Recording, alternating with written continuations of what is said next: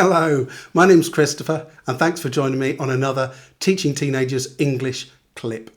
Today I'd like to share with you a technique that is very simple, but I think nonetheless very useful and very powerful. Now, when we're teaching teenagers, it's very easy to get carried away with the idea of problematic behaviour. Fascinating as problematic behaviour is, we're more interested in learning. We're interested in exposing our students, our learners, to new information and helping them digest that, analyse that, and use the faculties of critical judgment with reference to the new information. These are skills, faculties that we're trying to help them develop, which will serve them for their whole lives. So we're not interested in problems per se, we're interested in learning.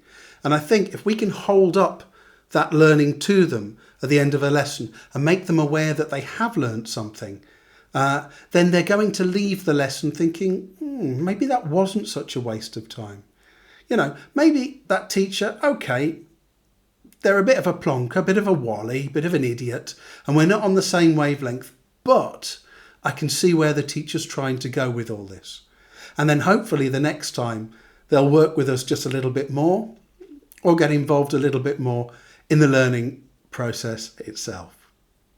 So the way I'm going to recommend you do that is, as the final stage of a lesson, you ask your learners to tell you something they've learned during the lesson. But, and it is a big but, in order for this technique to work, you need to make sure that they have actually learnt something during the lesson and they can actually remember it.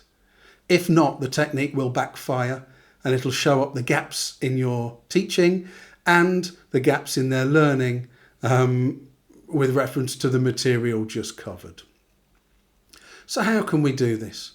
Well, as I say, it doesn't want to be a random quiz-like questioning at the end of the lesson with things that they may or may not get right.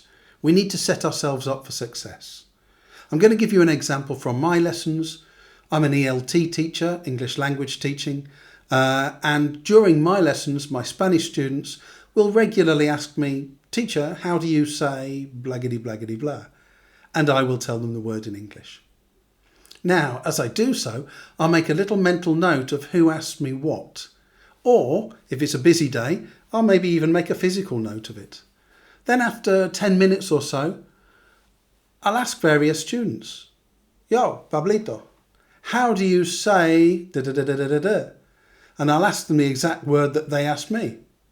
Now, not only do they like this because it shows that I'm remembering who's asking me what, but I'm also turning it into a bit of a thing, a bit of a game, a memory exercise.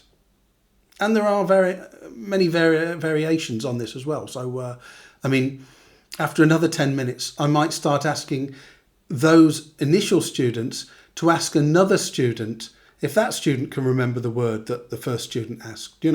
"Yo, Pablito, ask Carlotta if she knows the word that you asked me a little while ago."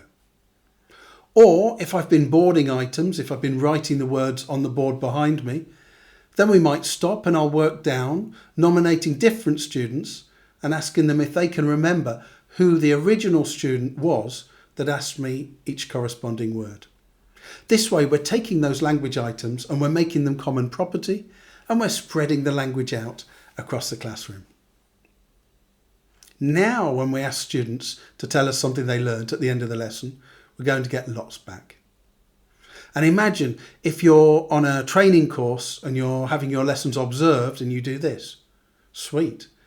I think assessors at both Trinity Diploma and Cambridge CELTA level, I think they nearly always ask, what did your learners learn during the lesson and how do you know?